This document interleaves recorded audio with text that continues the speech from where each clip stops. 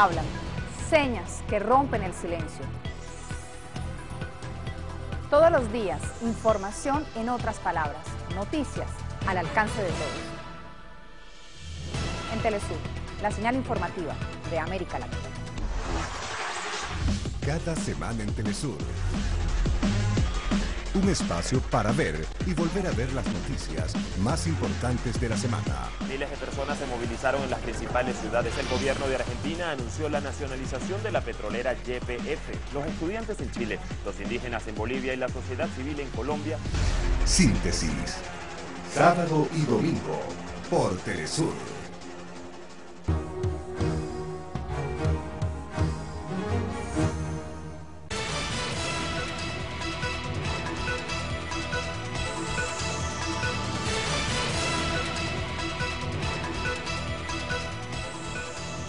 A esta hora los temas informativos de Telesur. Se mantiene la tensión en el Cauca. La Fiscalía colombiana dicta 140 órdenes de captura contra indígenas por supuestos vínculos con las FARC. En Venezuela se acentúa la campaña electoral. El candidato presidencial Hugo Chávez instó a sus seguidores a trabajar para alcanzar el 70% de votos el próximo 7 de octubre. El Ejército Libre Sirio se adjudica el atentado contra la sede de Seguridad Nacional en Damasco, mientras el gobierno responsabiliza a Occidente por el ataque.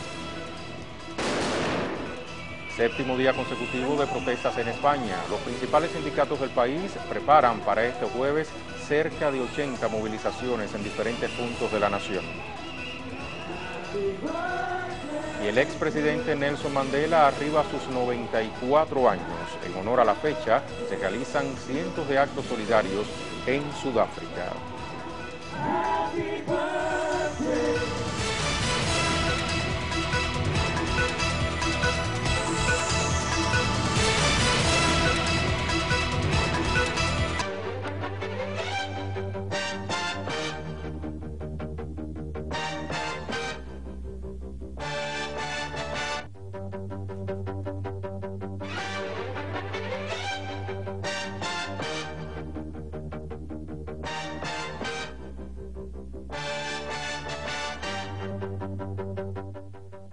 Salud amigos, tripulantes de nuestra querida, contaminada y única nave espacial.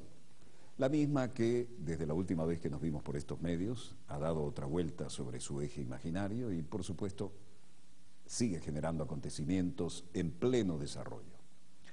Acontecimientos que, si bien tienen una continuidad en el drama económico europeo, vamos a ir a enfoques diferentes hoy, porque lo que veníamos pronosticando respecto a las situaciones fluidas en el Medio Oriente comienzan, no sin mucha sorpresa, a confirmarse. Me refiero a la ruptura de la coalición con la que se mantenía en un ala y una plegaria Bibi Netanyahu gobernando Israel. Desde luego aquí se entretejen demasiados intereses geopolíticos, militares, estratégicos, demasiado complicados para una introducción. Vamos a ir más bien a los hechos. Y además, aparte de la siempre fluida y muy delicada situación en Israel, también se suma, como si faltaran elementos, un atentado a un autobús de turismo en el que iban numerosos ciudadanos israelíes en Bulgaria. Aquí hay, sobre el Mar Negro, algunos lugares de veraneo, de vacaciones muy interesantes y a precios bastante módicos, entonces hay promociones que utilizan muchos ciudadanos israelíes. Pero ahí además se mezcló el tema de los privilegios que tienen los ortodoxos y ultraortodoxos, que no pagan impuestos, no hacen servicio militar, se reproducen en una forma impresionante. La tasa de natalidad es un promedio de 7 hijos por cada matrimonio y lo tienen previsto así, porque esa es la bomba demográfica, ¿no? Incluso tienen previsto cómo copar en una elección la alcaldía de Jerusalén o cómo en unos 20 años ser no menos del 50% de la población. Pero los demás que sí van al servicio militar, que allá no es menos de 3 años, y tienen que pagar los impuestos y tienen que trabajar duramente, se sienten un poco relegados ante los privilegios de los ortodoxos. Y al final la cosa reventó. Pero además Shaul Mofaz de Kadimah salió de la coalición, con lo cual se viene abajo el gobierno de Netanyahu por ahora y su impresentable Lieberman, ¿no? Entonces los ortodoxos consideran que es un atentado a sus privilegios. Ustedes saben, los que llevan las patillas largas, visten de negro y tienen formas particulares de interpretar las Sagradas Escrituras.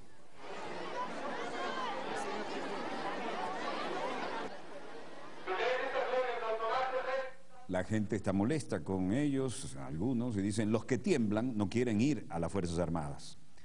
Y los sociólogos israelíes dividen a la población judía en 4 categorías: los laicos, nacidas en Israel sin filiación religiosa; los tradicionalistas, los observadores de la tradición y la religión judía más o menos practicantes; los ortodoxos, que son los que tenemos en pantallas, con fuerte tradición religiosa, observantes de las leyes del Talmud; y los ultraortodoxos, que son específicamente estos, la sección más radical del judaísmo, practicantes fervientes del Talmud y ultraconservadores. Pero el tema es que se llaman a sí mismos Haderim, los que tiemblan ante Dios, los temerosos de Dios. Y hasta hace una semana nadie en Israel ponía en duda su rol privilegiado en la sociedad judía. No cumplen con el servicio militar, mientras que en un país que se considera en constante peligro, para el resto de la población el servicio militar es obligatorio, mujeres y hombres. Tampoco pagan impuestos, gozan de ayudas gubernamentales para mantener los 7 hijos que suelen tener en promedio, y la clase media israelí ha protestado. La carga económica de los temerosos se ha vuelto insostenible para el gobierno y la sociedad judía, en su mayoría tradicionalista o laica. La pregunta es simple: ¿por qué nosotros hemos de mantenerlos a ellos y a sus hijos si ellos no hacen nada por nosotros?, dice un comentarista. Rezar, responden los religiosos, estudiar las escrituras, y miles de hombres y niños vestidos de negro, patillas largas, como salidos de una película de la Segunda Guerra Mundial, dice una crónica, ha tomado las calles de Mea Shearim, el barrio ultraortodoxo más emblemático de Tel Aviv, para protestar contra Benjamin Netanyahu y su gobierno. Shaul Mofaz dice, en cada punto de decisión Netanyahu ha elegido pararse en lugar de moverse hacia adelante. Cada vez que ha tenido que tomar decisiones o elegir entre los intereses de una minoría en contra de la mayoría de Israel, en cada punto se ha frenado y ha estado con sus aliados de la extrema derecha. El público no será el único que juzgue a Benjamin Netanyahu. La historia también lo juzgará, y no será precisamente amable con aquellos que, pudiendo hacer todo, eligieron no hacer nada.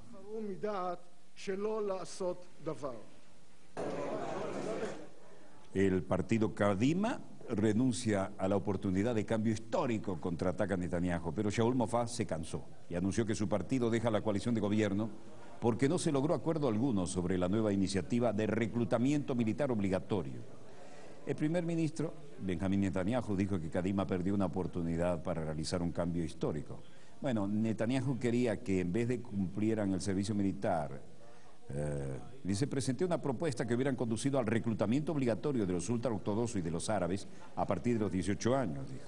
Expliqué a usted que la única forma de poner esto en práctica era de manera gradual y sin desgarrar la sociedad israelí, le contesta a Mofaz. Sobre todo en un momento en que el Estado de Israel enfrenta desafíos significativos. La tormenta se suma ahora el drama en Bulgaria. Este es un autobús de turismo donde iban muchos turistas israelíes y en este sentido la explosión dejó por lo menos 6 muertos. La mayoría afecta a la comunidad israelí que estaba de vacaciones en el Mar Negro, como les hemos mostrado. Ehud Barak, el ministro de Defensa, dijo, esto es claramente un ataque terrorista iniciado probablemente desde Hezbollah, Hamas, Jihad o cualquier otro grupo bajo la condición de ser los que auspician el terror, sea de Irán, sea de los grupos radicales musulmanes. Estamos en continua lucha contra ellos. El hecho es que la explosión sucedió en el 18º aniversario del atentado en 1994 contra la principal organización de la comunidad judía en Argentina, presuntamente por el grupo Hezbollah, que cuenta con el apoyo iraní. En este ataque murieron 85 personas. Me refiero al ataque ocurrido en Buenos Aires, al que hacíamos referencia, ¿no?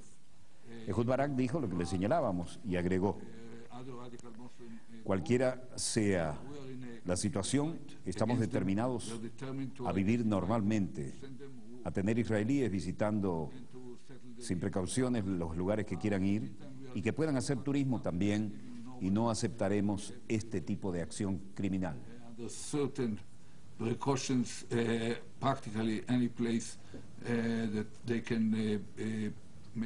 El alcalde de la ciudad de Burgas, situada en la costa búlgara del Mar Negro, dijo que el autobús transportaba turistas israelíes, pero la policía no pudo confirmar de inmediato la nacionalidad de las víctimas. Por lo demás, estaba declarando Lieberman y decía: primero y ante todo, la Guardia Revolucionaria debe estar detrás de este ataque. El periodista le interrumpe y le dice: ¿pero usted está seguro de lo que está diciendo? Bueno, no puedo decir que inequívocamente, pero la Guardia Revolucionaria de Irán están detrás, o directa o indirectamente, siempre disparando desde la cintura. Bueno, la situación ha sido que en el aeropuerto Ben Gurión se han juntado los que movilizaron de inmediato para llevar la ayuda. Esta es una de las áreas reservadas del Ben Gurión. Y Gaby Barbash, el titular del equipo de rescate, dice: primero vamos a tratar los pacientes allí, veremos qué tan graves son, cuáles podemos movilizar, cuáles no, si los están tratando correctamente, si hay algo que podemos hacer y que se haya perdido. Y la evacuación se hará hacia Israel de acuerdo a las condiciones de cada uno. Y ciertamente sabemos que están en el mismo hospital todos y son alrededor de 30 pacientes. Esto fue en el lounge Masada del aeropuerto Ben Gurión, donde estaban preparando el equipo de rescate para volar hacia Bulgaria. Inmediata reacción en la Casa Blanca. Jay Carney, el vocero, dice: esta es obviamente una noticia de última hora importante y estamos trabajando para asegurarnos de cuáles son los verdaderos hechos. Pero quiero dejar claro que los Estados Unidos condenan este ataque sobre gente inocente, especialmente niños, y lo hacemos de la manera más fuerte posible. Los pensamientos del presidente y sus oraciones están con las familias de aquellos que fueron muertos o heridos, y también estamos con el pueblo de Israel y con el pueblo de Bulgaria en este momento difícil. Siguiendo adelante con el apoyo de Estados Unidos a nuestros amigos y aliados, mientras ellos luchan contra el terrorismo, así como nosotros. Y por cierto, nuestro compromiso con Israel y su seguridad permanece inquebrantable. Estados Unidos condena el atentado en Bulgaria y condena su inquebrantable apoyo a Israel. Mientras tanto, el presidente palestino Mahmoud Abbas llega para una reunión de alto nivel con Mario Monti. Reitera a Mahmoud Abbas la disponibilidad palestina de negociar con Israel. Los palestinos están dispuestos a regresar a la mesa de negociaciones con Israel y esperan que Italia sirva de mediadora para alcanzar un acuerdo, declaró después de los honores militares.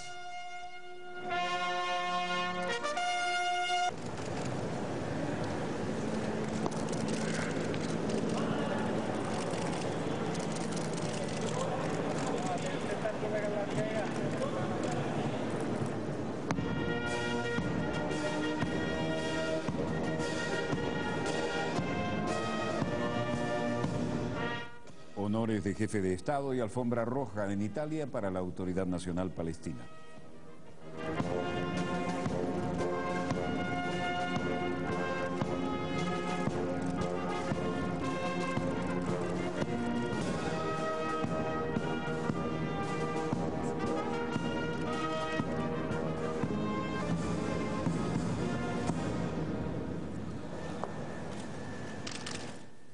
Reiteramos la disponibilidad de la parte palestina de retornar a la mesa de negociaciones a condición de que Israel mantenga los compromisos asumidos, declaró Mahmoud Abbas a la prensa, tras reunirse con el presidente Giorgio Napolitano, que lo ha recibido por Monti.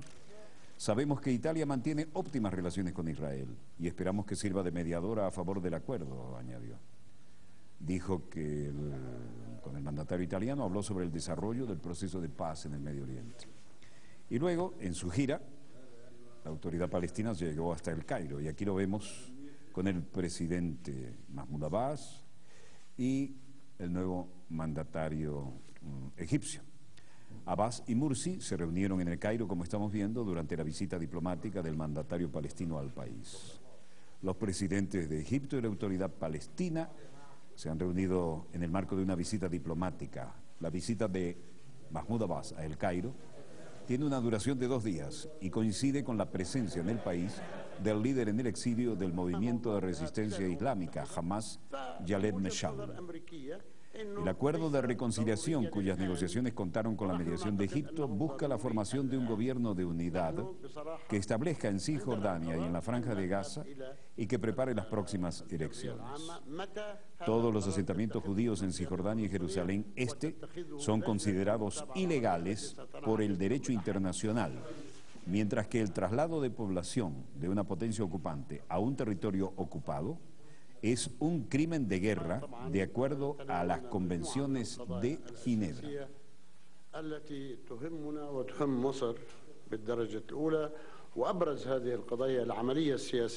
Hemos hablado acerca de la reconciliación y las razones que están detrás de los retrasos en las elecciones.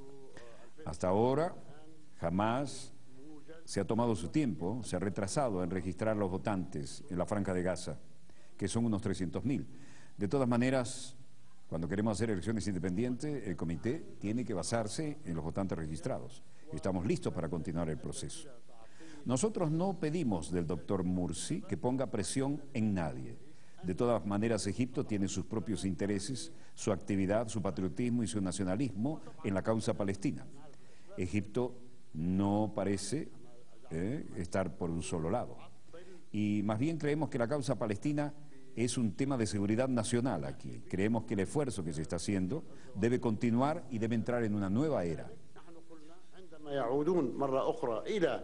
التسجيل أن تبدأ لجنة الانتخابات المستقلة بالتسجيل فنحن جاهزون لاستكمال العملية لكن الآن رأينا وموقفنا هو أن المصالحة ككل مرتبطة بالانتخابات. شكرا لكم.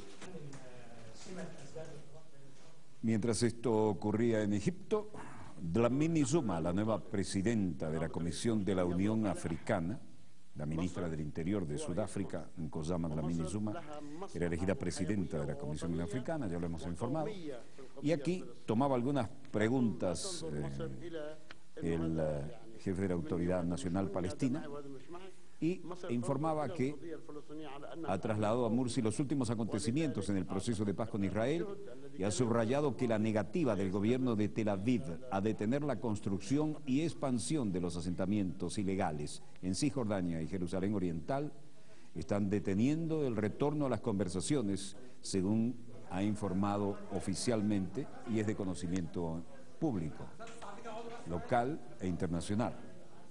Abbas y Mursi continuarán conversaciones mañana. Como les decía, mientras tanto, en Etiopía, Addis Abeba,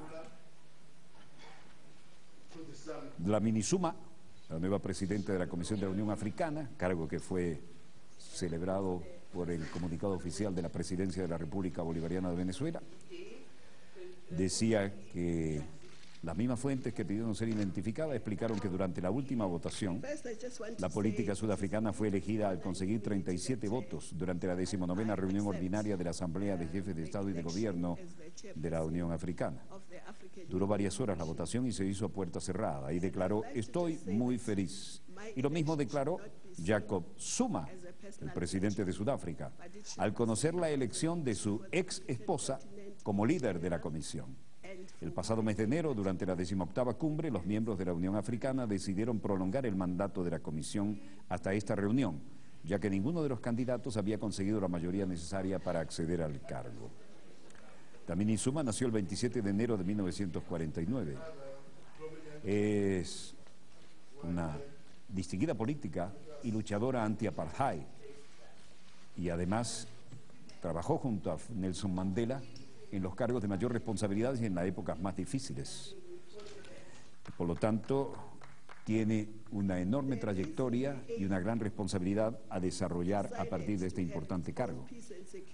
La sudafricana Dlamini Zuma, primera mujer elegida presidenta de la Comisión de la Unión Africana, tiene una dilatada carrera política que tiene raíces profundas en la lucha contra el sistema segregacionista del apartheid Y ahora, ministra sudafricana del Interior, hasta ahora, se impuso en la votación al gabonés Jean Ping, actual presidente de la Comisión, al obtener el apoyo unánime de la Comunidad para el Desarrollo de África Meridional, que reclamó también el puesto en la Unión Africana, ocupado tradicionalmente por candidatos de la órbita francófona. África se sigue moviendo y en este caso hacia China.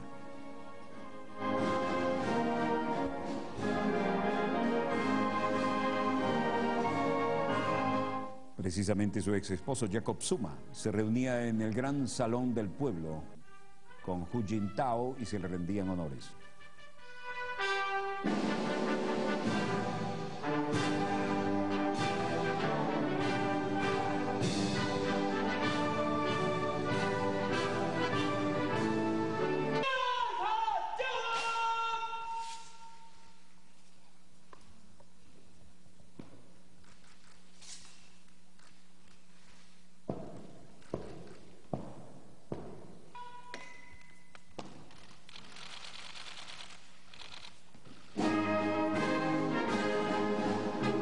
Al compás del Oriente es rojo, el presidente sudafricano Jacob Zuma con Hu Jintao.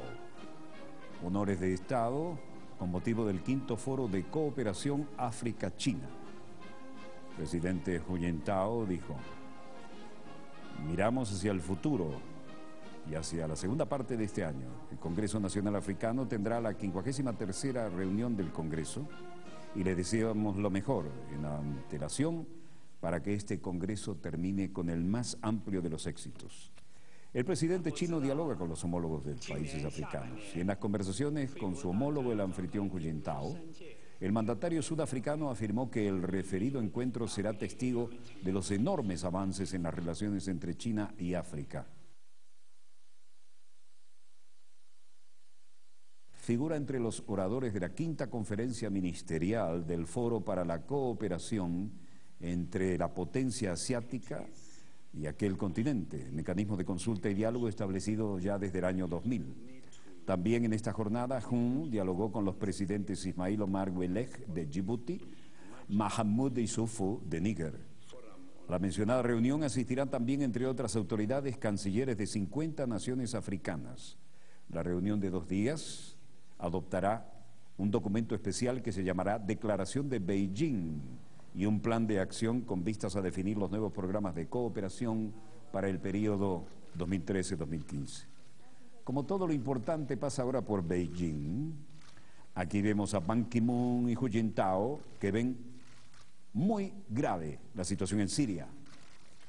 El secretario general de las Naciones Unidas, Ban Ki-moon, y el presidente Hu Jintao se reunieron hoy en Beijing y convinieron que la situación en Siria es muy grave, horas antes de que se celebre una reunión del Consejo de Seguridad para tratar de lograr la extensión de la misión de observadores en Damasco. Ban consideró muy positivos sus encuentros. Por lo tanto, añadió, espero sinceramente que los miembros lleguemos a un acuerdo. Todos los líderes de China han compartido mi visión de que la situación es muy grave, dijo Ban. Por lo tanto, espero sinceramente que los miembros del Consejo de Seguridad de la ONU intercambien posturas siendo conscientes de la urgencia y que tomen una acción colectiva con sentido de unidad. No podemos continuar así. Mucha gente ha perdido la vida durante el largo periodo de tiempo, concluyó Ban. Aunque Ban y Hu se mostraron de acuerdo en cuanto a la acuciante gravedad de la situación en Siria, China apoya a Rusia y hablan de prorrogar la misión.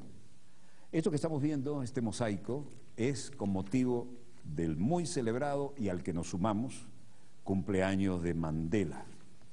Y está formado con balsitos de plástico con café. Madiba, título honorífico otorgado por los ancianos del clan de Mandela, también era llamado Tata.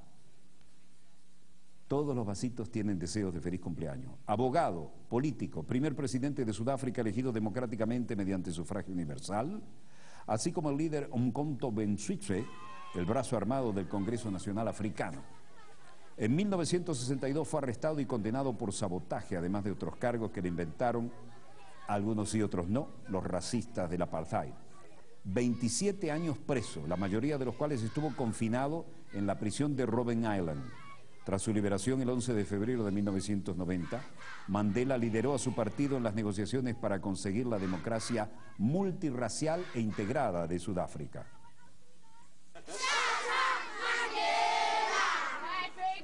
Mandela lideró su partido en las negociaciones para conseguir una democracia multirracial, cosa que se consiguió en 1994 con las primeras elecciones democráticas por sufragio universal. Ganó las elecciones, fue presidente desde 1994 al 99. Ahmed Katara, líder anti-apartheid antiguo y muy cercano a Nelson Mandela, dice: porque todavía tenemos una masiva pobreza y desempleo, problemas de seguridad, educación. Entendemos entonces que esto no significa 67 minutos, porque ¿qué podemos hacer en 67 minutos?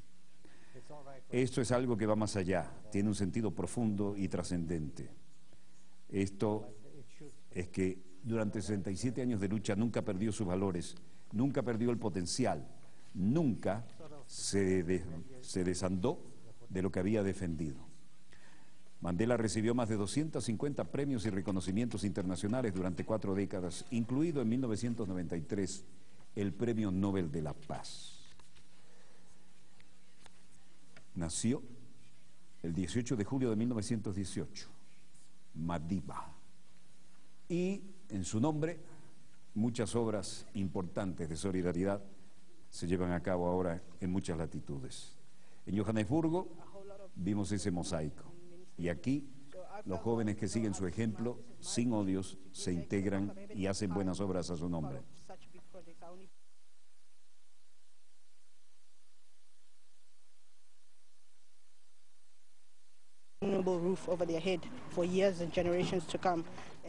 Queremos tomar parte aún de este pequeño proyecto. Son cosas hermosas que podemos hacer y que se transformarán poco a poco en un gran proyecto. Por lo tanto, seguiremos con la influencia de la personalidad de Madiba. Los voluntarios como Ray Horsfield, haciendo construcciones para los que nada tienen, es algo que no estaría pasando, de no ser porque él se involucró e hizo que estas cosas pasaran.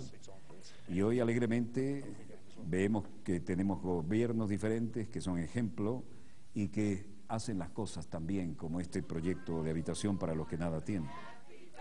Mandela cumple hoy 92 años.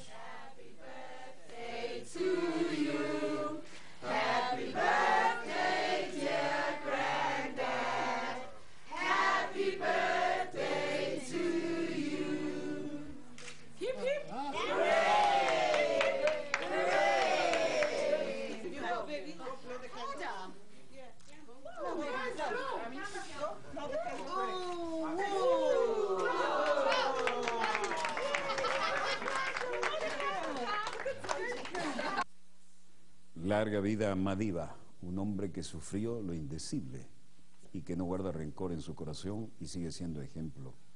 Logró lo que parecía imposible con los racistas neonazis de Sudáfrica. Con esa imagen cerramos nuestro primer bloque. Feliz cumpleaños a Madiba.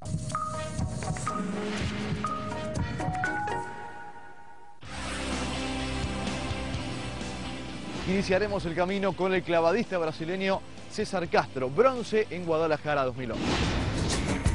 Está entre os melhores do mundo, não é uma coisa fácil. A triagem para chegar na Olimpíada ela é muito complicada, é uma batalha diária e durante muitos anos. Não é da noite para o dia que se faz um atleta olímpico. En la pista los atletas se siguen preparando para los Juegos Olímpicos y nosotros viajaremos a Ecuador, tierra de marchistas. Y también Andrés Chocho se prepara y nos contará acerca de sus objetivos rumbo a los próximos Juegos de 2002. En los 50 kilómetros definitivamente queremos ser protagonistas de la prueba y nuestro objetivo básicamente es ser finalistas, o sea, ubicarnos dentro de los 8 mejores del mundo.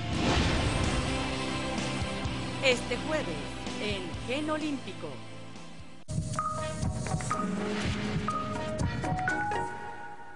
Volvemos con más acontecimientos en pleno desarrollo y para variar hemos modificado el segundo bloque de nuestro programa sobre la marcha. Bueno, tenemos esa movilidad, ustedes lo saben, acá no hay teleprompter, no hay libreto, no hay audífono, no necesitamos gente pensando por nosotros y el equipo funciona así y el movimiento se demuestra andando. Ha habido cambios importantes en la pauta, pero en todo caso lo que teníamos previsto como parte del segundo bloque, que era la situación económica de Europa, comienza con la muy enrarecida de España, pero tenemos el grave atentado que afecta a la cadena de mando en Siria y estamos esperando comunicado del superior gobierno, del presidente de la República, que seguramente leeremos al cierre de este bloque en el que vamos a desarrollar este tema de alta sensibilidad, dada la situación demasiado fluida, entre comillas, por la mucha gente que está metiendo las manos ahí para desestabilizar. Veamos de una vez los acontecimientos en pleno desarrollo. Rajoy ya no sabe cómo explicar lo inexplicable. En estos días estábamos recordando aquí, ustedes se acuerdan en la Cuarta República cuando venían los tecnócratas neoliberales y a toda hora nos decían, esos fondos de pensiones están perdiendo dinero, deberíamos llevarlo a Europa, invertir en las bolsas de Europa, de Estados Unidos. ¿Dónde estarían ahora los fondos de pensión? Bueno, Parlamento español, las Cortes. Y aquí Rajoy tiene que tratar de... Esas sonrisas uno dice, como decía Mario Benedetti, ¿de qué se ríe, señor ministro? Es increíble eso. Presidente del Gobierno. Muchas gracias, señor presidente. Señor presidente del Gobierno, ¿qué efectos tendrá sobre la... Creo que desentendiéndonos de los desempleados y de los dependientes no vamos a salir de la crisis. Creo que machacando impuestos a la clase media y a los trabajadores, señor Rajoy, no vamos a salir de la crisis. Y creo que recortando salvajemente, si me permite la expresión, duramente, los salarios de los empleados públicos y el empleo público, no vamos a salir de la crisis, señor Rajoy. No vamos a crear empleo y no vamos a crecer, o al revés, no vamos a crecer y no vamos a crear empleo. Lo único que ustedes van a conseguir es crear más injusticias y más sufrimiento, señor Rajoy. Muchas gracias, señor presidente. Así lo decía Pérez Rubalcaba, líder del Partido Socialista, y Rajoy tuvo que saltar al ruedo, obviamente. Muchas gracias, señor Pérez Rubalcaba. Yo les voy a recordar dos datos. Si no nos hubiéramos endeudado como nos hemos endeudado a lo largo de estos últimos años, el problema, señor Pérez Rubalcaba, y usted lo sabe, y lo saben todos los miembros de esta Cámara, es que no podemos gastar lo que no tenemos, porque no nos lo dan. Porque sabe usted que ya hay instituciones públicas en España que no pueden financiarse fuera, porque nos estamos gastando 30.000 millones de euros en intereses de la deuda, y eso es lo que no nos permite hacer muchas de las políticas que a usted le gustarían hacer y a mí también. Déficit público, porque yo confieso que lo desconozco en este momento. Mire,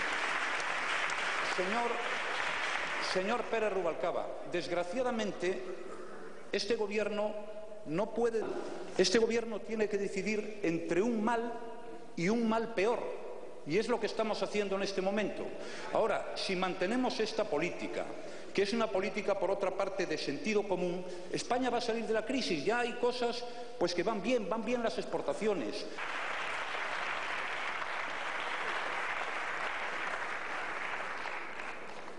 Positivo con respecto al resto de los países de la zona euro. Tenemos inflación, pero lo único... Bueno, así las cosas, esa es la frase del día. Mariano Rajoy, tenemos que elegir entre un mal y un mal peor. Interesante perspectiva la que ofrece. En Atenas, líderes griegos aplazan la decisión sobre recortes de austeridad, muy distinto al hachazo de España. Los líderes programaron reunirse también la próxima semana para detallar casi 12.000 millones de euros en recortes de austeridad exigidos por los prestamistas, se disfracen de lo que se disfracen, prestamistas internacionales, luego del fracaso a la hora de un acuerdo en una primera ronda de diálogo este miércoles. Los líderes de la coalición de gobierno de Grecia programaron reunirse para la próxima semana. Funcionarios griegos pasaron la última semana en un esfuerzo por identificar 11.700 millones de euros que tienen que hacer en los recortes de gastos para 2013 y 2014, requeridos por el último paquetazo de rescate financiero del país, el salvavidas de plomo neoliberal, antes de que funcionarios europeos y del Fondo Monetario Internacional, los caballos de Troya verdaderos, visiten Atenas la semana próxima. Συμφωνήσαμε ότι οι διαρθρωτικές αλλαγές πρέπει χωρίς καθυστέρηση να υπάρξουν. Διαρθρωτικές αλλαγές οι οποίες θα... El líder de la izquierda democrática, Fotis Kubelis, hablaba desde su oficina del Parlamento. Hemos estado de acuerdo en reformas estructurales que deben tener lugar sin demora. Reformas estructurales que servirán para que el buen Estado haga lo mejor uso del manejo de la riqueza. Bla, bla, bla. Evangelos Venizelos. Bueno, no habrá más medidas, pero implementaremos las leyes necesarias para el presupuesto, así como lo habíamos anunciado en marzo. No vemos en el futuro nuevas medidas e implementaremos esta con la mayor consideración y sensibilidad social.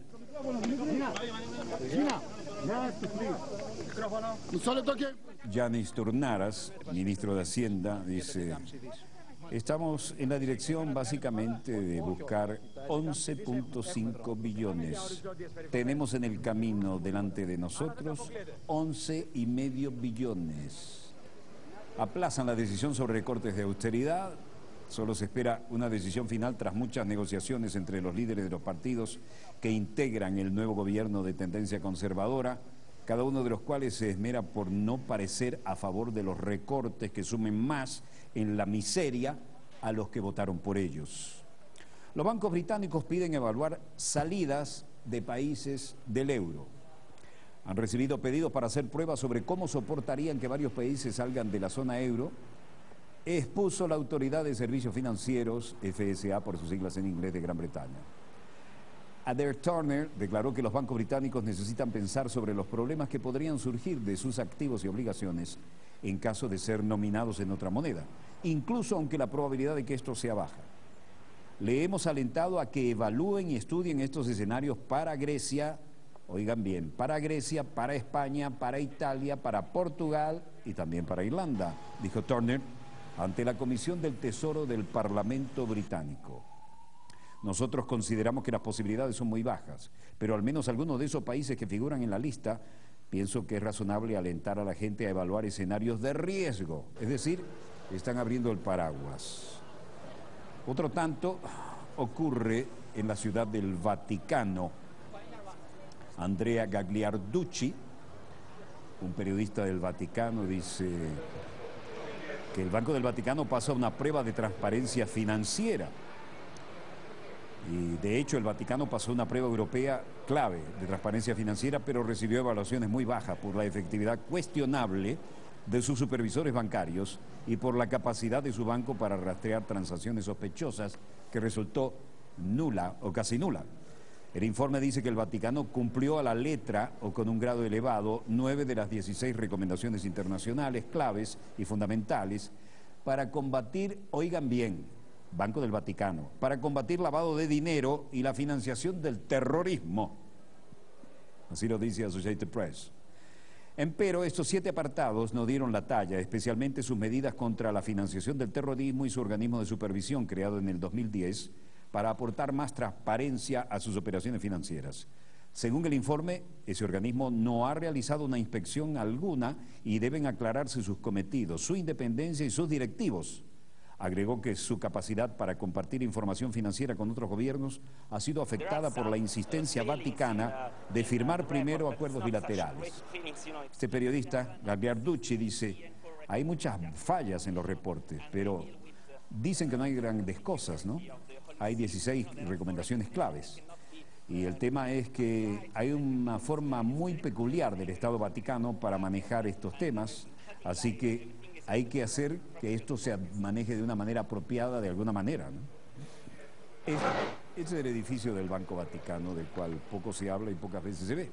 La Santa Sede adoptó los requisitos por temor a que Italia formulara demandas de información financiera al Banco Vaticano, donde tienen su cuenta funcionarios vaticanos, las diócesis, los miembros de las congregaciones religiosas. La Santa Sede quería reciprocidad, obligaría a Italia a compartir información parecida con la Santa Sede. Así las cosas, la realidad es contundente.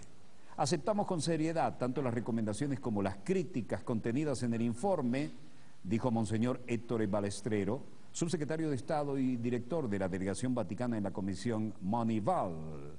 En especial, agregó el jerarca, el Banco del Vaticano, acosado desde hace tiempo por rumores y escándalos, debería ser supervisado independientemente y establecer normas para limitar la identidad de los poseedores de cuentas.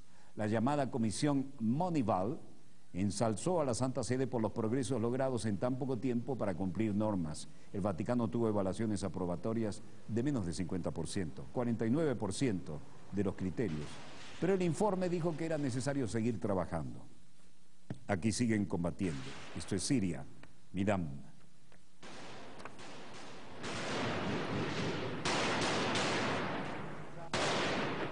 Combates y nueva gran explosión sacude la entrada del vecindario Midán, ya en la capital Damasco. Una estruendosa explosión se registró esta tarde en la entrada del vecindario Midán.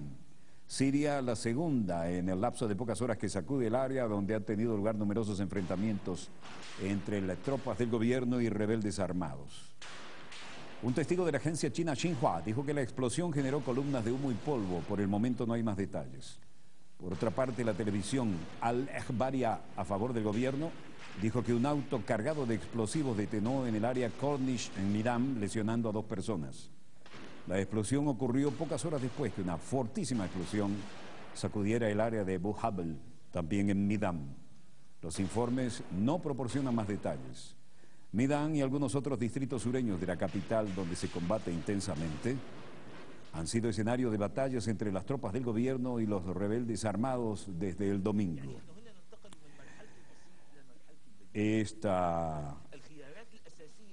Este cintillo en árabe dice: el general Dawel Abdullah Riyad, ministro de Defensa, ha sido asesinado como resultado de una explosión de bomba que tomó como blanco a los cuarteles generales de la Seguridad Nacional.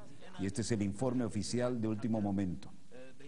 العماد داود راشحة وبين يوسف العصبة وزير الحربية الذي آثر إلا وأن ينضم أيضا شهيدا إلى قوافل شهداء الوطن. La realidad es que muere el ministro de Defensa sirio en un atentado reivindicado por los rebeldes.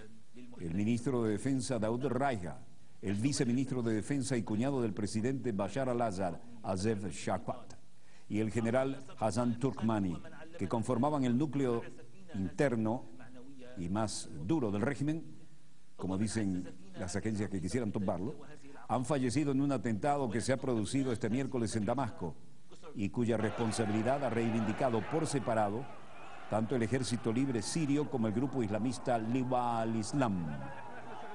El atentado perpetrado este miércoles en Damasco contra la sede de la Seguridad Nacional, en la que celebraban una reunión en la que participaban varios ministros y los principales responsables de seguridad y defensa del país, se ha cobrado tantos muertos como heridos dentro del ámbito más cercano del presidente de la República Siria, Bashar al-Assad. Este es el momento en que se inician los funerales.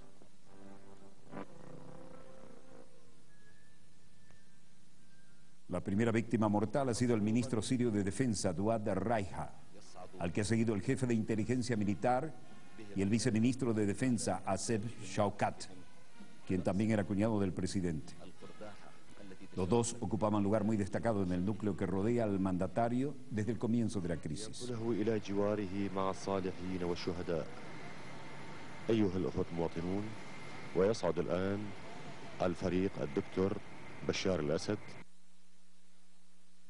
El general Hassan Turkmani, antiguo ministro de Defensa y ex jefe del Estado Mayor de las Fuerzas Armadas, ha sido el tercer fallecido debido a sus graves heridas, de la que se considera el ataque más cruento contra el gobierno de al-Assad. Entre los heridos se encuentra el jefe de Seguridad Nacional, Hisham Bekhtiar, que según ha informado la televisión de Hezbollah al-Manar, está en situación estable, aunque se está sometiendo a una operación. También ha sido herido el ministro del Interior, Mohammad Ibrahim al-Shar, cuyo estado es estable. 2 grupos opositores al régimen se atribuyen la autoría. Mientras tanto, en Washington, en Arlington, Virginia, cordón de seguridad. León Panetta recibe en esta fluida situación internacional al secretario de Defensa Philip Hammond, quien llega con poderosa escolta, como ocurre cada vez que hay una muy fluida situación internacional. Panetta advierte a Irán que Estados Unidos no permitirá el cierre del estrecho de Hormuz. Recuerdan lo que les explicábamos en el mapa, ¿no? La yugular del petróleo, de casi el 40% del petróleo mundial a salida del Golfo Pérsico. Líderes iraníes han reiterado su amenaza de cerrar el estrecho de Hormuz, la boca del Golfo Pérsico, y mantener clausurada esa vía marítima hasta que se levanten las sanciones internacionales impuestas a Teherán por su programa nuclear. Los iraníes han reiterado su amenaza de cerrar el estrecho de Hormuz, la boca del Golfo Pérsico, y esto por el momento da lugar a un encuentro muy importante. And for that reason, it's extremely important that the international community, working with other countries that have concerns in that area, have to bring maximum pressure on Assad. Hay una situación que rápidamente se está saliendo de control y por esta razón es extremadamente importante que la comunidad internacional trabaje junto a otros países para salir adelante. Hay que aplicar la máxima presión sobre el gobierno de Al-Assad en Siria. No tiene el derecho de dejar el poder, sino de una pacífica transición. Philip Hammond, por su parte, dijo, secretario de Defensa, pienso que estamos viendo una oposición que claramente tiene acceso a un incremento de armamento y probablemente habrá alguna fragmentación del régimen también, y pienso que debemos enfatizar que la implementación del plan de Annan, que involucra varias partes, tiene que crear un marco pacífico y ordenado para la transición en el poder. A lo que Panetta dijo, estamos mirando con mucho detalle lo que ocurre en Siria.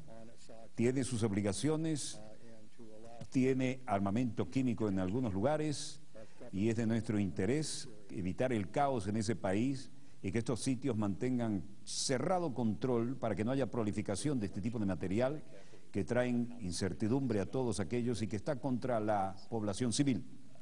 Y así lo dijo Philip Hammond. Y Panetta dijo, en todo caso, déjenme dejar muy claro que hay responsabilidad de salvaguardar estos sitios de armamento químico y haremos responsable a cualquiera si esto no ocurre, y esto tiene que ser controlado. Ya están aumentando la presión como para justificar eventualmente una intervención en Siria. Pero a la sombra de estas crisis, cuidado, y se van también contra Irán. To safeguard their chemical sites, and that we will hold them responsible should anything happen with regards to those sites. Cuando ocurren niveles de este tipo de encuentros y las declaraciones correspondientes es que las papas queman. Mientras tanto, en Francia, el canciller francés ha dicho que el ataque a la seguridad, al edificio de la seguridad en Damasco, que ha asesinado al ministro de Defensa y a otros, urge una transición política. Es decir, están en la misma letra. El señor canciller de Francia también quiere una intervención en Siria. Increíble. Están haciendo la misma hipocresía que hicieron con Libia. Quisiera decir unas breves palabras porque hay muchos de ustedes que quieren entrevistarme. El gobierno tiene una reacción a estas novedades sobre el ataque que ha matado al ministro de Defensa de Siria. No sabemos exactamente las circunstancias bajo las cuales el ataque tuvo lugar, pero es obvio que es extremadamente importante este acto y muestra el grado de violencia al cual ha llegado Damasco. Siempre hemos condenado el terrorismo y creo que ahora más necesario que nunca es urgente una transición que permita al pueblo sirio expresarse con sus más profundas aspiraciones. Esta es la posición de Francia y nos referimos en este momento a las Naciones Unidas y al Consejo de Seguridad. Que permettent au peuple syrien d'avoir un gouvernement qui exprime ses aspirations profondes. C'est la position constante de la France que nous défendons en ce moment même au Conseil de sécurité des Nations Unies.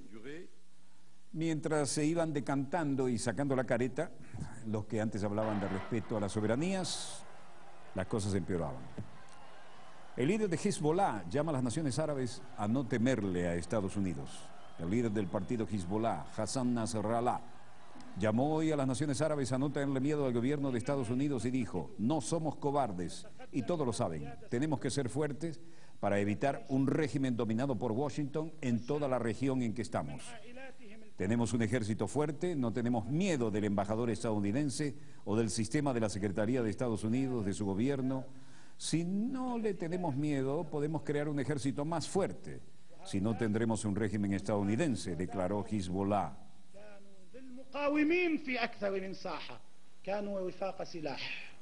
El ejército del Líbano dijo, no necesita armas para ser fuerte, el ejército ya es fuerte y ellos lo saben. No debemos tener miedo, debemos tener fuerza de voluntad, pese a las amenazas injustas que nos hacen, para destacar que las fuerzas militares del Líbano quieren garantizar la paz en la región. Nasrallah expresó que los medios de comunicación tienen cierta responsabilidad por la violencia por la que atraviesa el Medio Oriente.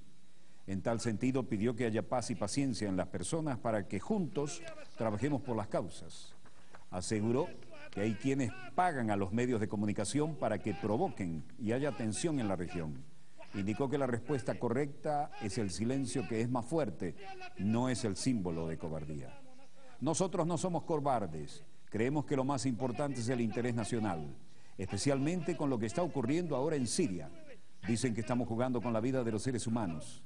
Si esto se dice en Líbano está bien, pero si se dice en otros países es una mentira, agregó el líder de Hezbollah. Destacó que siempre habrá personas que quieran provocar porque quieren que haya desorden. La confrontación provoca caos. Por esta razón pido disciplina. Quien quiera hablar que hable y nosotros escucharemos cualquier alegación. Mientras tanto, en Moscú, así como Beijing, epicentros de la política internacional, el ministro turco Recep Tayyip Erdogan se reunió con el jefe de gobierno. Erdogan defiende una transición siria con participación de gobierno y oposición. Tayyip Erdogan defendió hoy en Moscú una transición siria con la participación de todas las partes en conflicto, el gobierno de Bashar al-Assad y la oposición, tras mantener la reunión bilateral con el presidente ruso Vladimir Putin. La reunión celebrada en Ginebra es en realidad una importante hoja de ruta y creemos que podemos alcanzar resultados en el marco de las decisiones tomadas. La conferencia de paz sobre Siria en la ciudad de Suiza, declaró Erdogan. Putin, que se reunió la víspera con el mediador internacional para Siria, Kofi Annan, mostró hoy su satisfacción por el apoyo de Turquía, que calificó como una buena base para concordar las posturas en el futuro. Suriye'nin dışında başka ülkeler vermesin. Пожалуйста, российские журналисты. Creemos que los resultados se pueden lograr dentro del marco de las decisiones tomadas en Ginebra, dice Tayyip Erdogan. La continuación de este proceso nos llevaría a las pérdidas por parte del pueblo, a asesinatos cometidos como ocurría cuando el padre de Bashar al-Assad, Hafez al-Assad, estaban ahí. A lo cual Vladimir Putin dijo: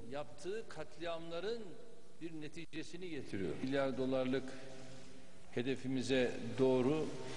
Отношения между Турцией и Российской Федерацией Я могу только добавить, что Yo solamente puedo decir que Rusia solamente apoya y reza por el apoyo turco a las decisiones de Ginebra. Solo podemos felicitar el apoyo turco a las decisiones de Ginebra y el grupo de acción. Es una buena base para coordinar posiciones. Probablemente Rusia aquí estaba tratando de limar la posición a ultranza de Turquía. No olvidemos que Turquía es el ángulo sensible de la OTAN, pero no la dejan ser miembro de la Unión Europea y siempre trata de hacer buena letra en esto, con todo respeto. A lo que también salía a meter baza el vocero de la Casa Blanca, este ping-pong entre Beijing, Moscú y Washington. Jay Carney decía: el atentado muestra que Assad está perdiendo el control y la violencia está aumentando, indicó en su rueda de prensa diaria. Jay Carney instó a la comunidad internacional a unirse en torno a un plan de paz que produzca una transición política esencial para el futuro de Siria. El presidente Obama, por su parte, se limitó a subrayar la necesidad de alcanzar un consenso. No dará cara, está en campaña. Poco después, tras el atentado contra el autobús de ciudadanos israelíes en Bulgaria, el primer ministro israelí Benjamin Netanyahu atribuyó a Irán por su cuenta, el presidente de Estados Unidos dijo: apoyo incrementable a Israel y condena en los términos más enérgicos el atentado. Las declaraciones en los términos más enérgicos, dijo Jay Carney, quien admitió que los pensamientos y oraciones del presidente están con las familias y los muertos y heridos. También estamos con el pueblo de Israel y el pueblo de Bulgaria en este difícil momento, dijo Jay Carney. Estas declaraciones llegaron 5 días después de que Sir John Sowers, jefe de la agencia de espionaje británico MI6, espionaje exterior, ¿no?, el equivalente a la CIA, señalara como probable que Irán desarrolle armas nucleares para el 2014, recalentando el ambiente. Por lo que un ataque israelí o estadounidense a la República Islámica sería más que probable para entonces. Sir John Sowers, jefe del MI6, la CIA británica, Dixit. Interesante ambiente, ¿eh? Bueno, así las cosas. dejemos a la sala de prensa de la Casa Blanca, donde ya no está Helen Thomas. Ahora hay muchas jovencitas con minifaldas y bonitas piernas, pero no están las preguntas que daban la pauta y que siempre eran las que marcaba Helen Thomas. Y cerraremos con un documento del más alto nivel e importancia que nos acaba de llegar en este momento a nuestras manos, y que me pongo los lentes porque lo voy a leer a primera vista. El presidente de la República Bolivariana de Venezuela lo emite y dice así: República Bolivariana de Venezuela, Ministerio del Poder Popular para Relaciones Exteriores, comunicado. El presidente de la República Bolivariana de Venezuela, comandante Hugo Chávez, en nombre del gobierno bolivariano y del pueblo venezolano, condena enérgicamente el atentado terrorista perpetrado hoy en la ciudad de Damasco, República Árabe Siria, causando nuevas muertes de civiles y altos funcionarios del gobierno sirio. El gobierno bolivariano quiere hacer llegar sus más sentidas palabras de condolencia al valiente pueblo sirio y en particular a los familiares y allegados de las víctimas de este nuevo crimen que ha sido precedido de masacres y atentados que buscan derrocar por la fuerza al presidente Bashar al-Assad, dándole el nombre de Toma de Damasco o Batalla de Damasco, a esta ofensiva con la que pretenden agudizar el conflicto impuesto a este pueblo hermano. El gobierno de la República Bolivariana de Venezuela confía plenamente que el pueblo y las autoridades sirias sabrán hacer frente a esta campaña de violencia, dirigida a sembrar el terror y crear un ambiente de incertidumbre en el país, al tiempo que exhorta a la comunidad internacional a evitar cualquier intervención armada que solo contribuiría a profundizar el conflicto en la República Árabe Siria. El gobierno de la República Bolivariana de Venezuela reitera su compromiso en procura de la paz y apoya las iniciativas que buscan una solución pacífica del conflicto que respete la soberanía y la autodeterminación del pueblo sirio, condenando toda acción guerrerista e intervencionista.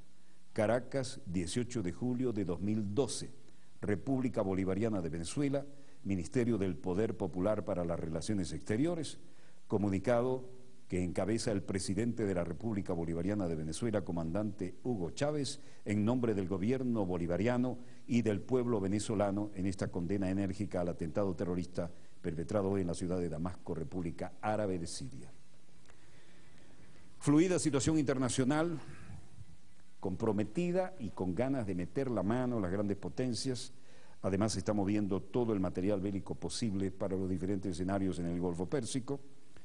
Y cuidado si a la sombra de un evento como las Olimpiadas en Londres alguien pretende lanzarse una aventura. En cualquier caso, habida cuenta que es 18 de julio, nuestro saludo al pueblo oriental. Hoy aniversario de la jura de la primera constitución de la República Oriental del Uruguay, en aquel histórico cabildo 1804. Así que al pueblo de la República Oriental del Uruguay, mi país de origen, y miembro militante ahora con el Frente Amplio en el gobierno del concepto de la patria grande latinoamericana, nuestra salutación en su día de la firma de la Constitución.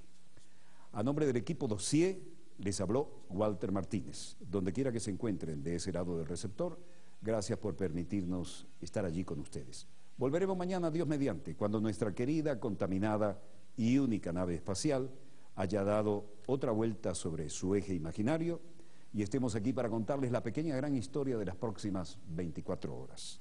Disponga usted de las cámaras, señor director.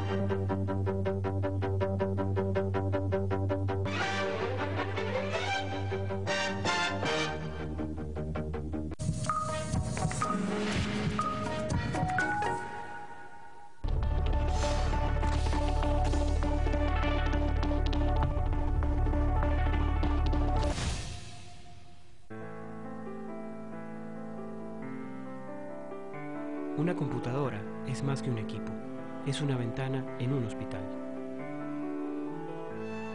Permanecer en la escuela es más que estudiar, es la posibilidad de cumplir un sueño.